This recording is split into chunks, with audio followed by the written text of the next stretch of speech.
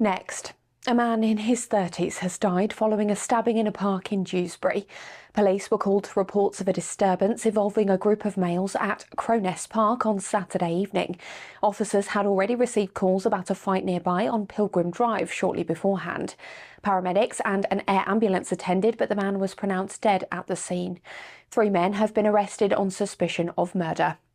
West Yorkshire Police say it is believed to have been a targeted attack and that there is no wider threat to the public. Detectives have launched a murder investigation and are appealing for anyone who may have seen anything in or around the park to get in touch.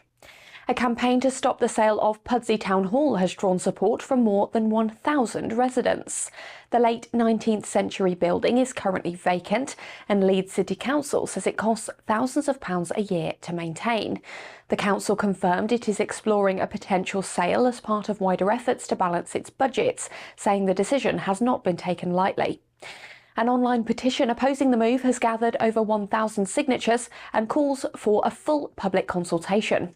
Campaigners say the building is part of Pudsey's civic identity and want to see a new town council formed to take on responsibility for it. West Yorkshire fire chiefs are warning that heatwave and dry conditions are likely to increase the risk of outdoor fires this summer. At a recent fire authority meeting, councillors were told the region has already seen a spike in outdoor incidents this year, with 72 call-outs a day recorded during March. Officers say smaller fires caused by the warm, dry weather are a growing challenge, especially near open moorland. Within hours of the meeting, 9 crews were called to Marston Moor to tackle a major fire. Crews will now focus on public advice about barbecues and safely disposing of smoking materials. Conservationists say record numbers of booming bitterns have been heard in Yorkshire during the spring breeding season.